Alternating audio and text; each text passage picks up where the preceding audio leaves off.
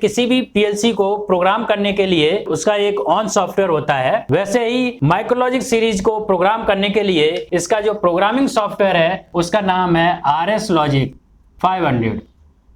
तो इसकी जो प्रोग्रामिंग है वो हम RS Logic 500 में प्रोग्रामिंग करेंगे। तो RS Logic 500 में इस पीएलसी की प्रोग्रामिंग करने के लिए फर्स्ट क्या चीज हमको जाननी जरूरी होती है जिससे हम प्रोग्रामिंग स्टार्ट कर सकें। तो पहली जो चीज है वो है वेरिएबल्स। वेरिएबल्स क्या होते हैं? वेरिएबल्स को हम टैग भी बोलते हैं, टैग। इसके अलावा इसको सिंबल भी बोलते हैं।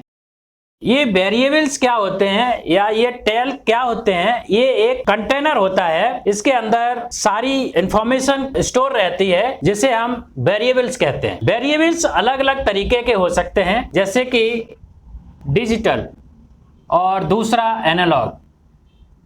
डिजिटल और एनालॉग अलग अलग दो भाग में ये कैटेगराइज हैं। ये वेरिएबल डिजिटल है या एनालॉग है, इसको आइडेंटिफाई कैसे करेंगे? तो इसके लिए हमें इसके डेटा टाइप को देखना पड़ता है। ये अलग अलग डेटा टाइप होते हैं। अगर हम डिजिटल की बात करें तो इसका डेटा टाइप बूल होता है। बूल टाइप का मतलब होता है कि इसके अंदर सिर्फ एक ही बिट होती है, 1 बिट। इसकी रेंज 0 से 1, या तो ये 0 हो सकती है या फिर 1। एट ए टाइम में या तो 0 होगी या फिर 1।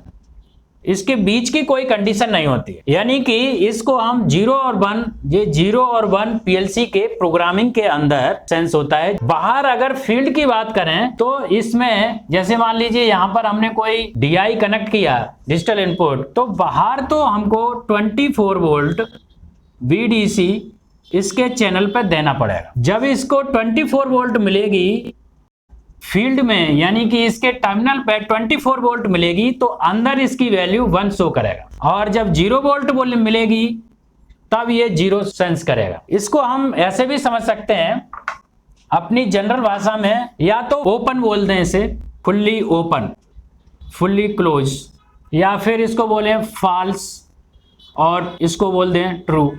यानी कि कोई भी प्रोसेस है या कोई भी चीज है जिसे हम कह रहे हैं कि वो चीज हो गई या नहीं हो गई, यानी कि उसका जो जवाब है या तो यस में होगा या नो में होगा। उसका जो डेटा टाइप होता है वो बूल होता है और उसको हम डिजिटल बोलते हैं। जैसे कि अगर हम ये कहें कि ये दरवाजा खुला है या बंद है, उनमें से कोई एक कंडीशन हो सकती है। अगर खुला है तो इसको 0 मान लेंगे, अगर बंद है तो क्लोज मान लेंगे। इसका उल्टा भी हो सकता है, वो डिपेंड करता है कि कोई डिवाइस क्या है।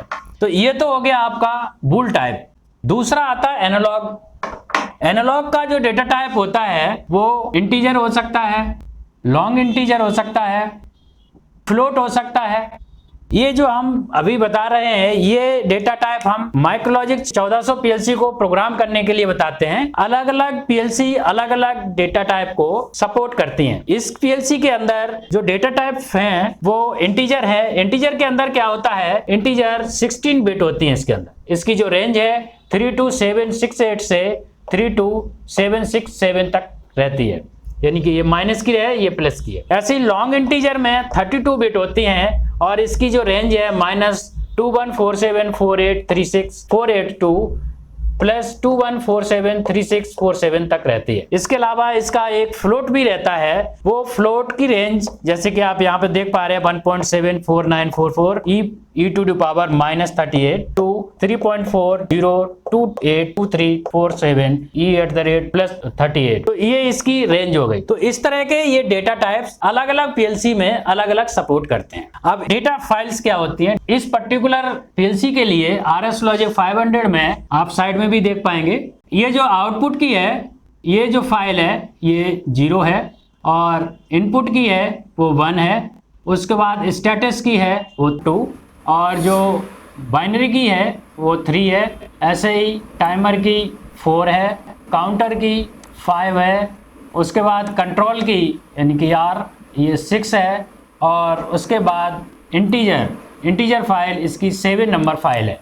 और उसके बाद एक फ्लोट की है वो F फ्लोट की 8 फाइल, यानी कि 0 से 8 यानी कि टोटल 9 फाइल। तो इस तरह से डेटा फाइल्स होती हैं। अलग अलग डेटा टाइप की अलग अलग फाइल्स बनती हैं।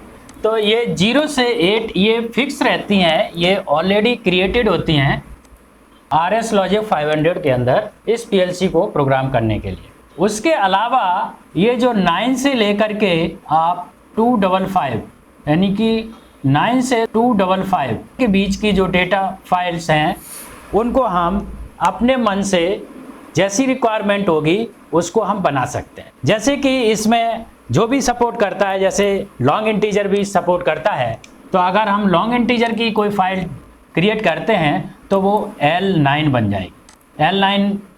L9:0 से स्टार्ट करके कुछ भी आगे बना सकते हैं। ऐसे ही इसमें अगर हम इंटीजर की कोई लेते हैं तो N7:0, N7:1, N7:2 इस तरह से बनाते हैं। और अगर टाइमर की कोई लेंगे तो T4:0, T4: समथिंग उस तरह से रहता है। एड्रेसिंग अभी हम बताते हैं। तो ये डेटा फाइल्स हो गई, इसको हम डेटा फाइल्स कहते हैं। तो डेटा फाइल्स हमने समझ ली, डेटा टाइप समझ लिए,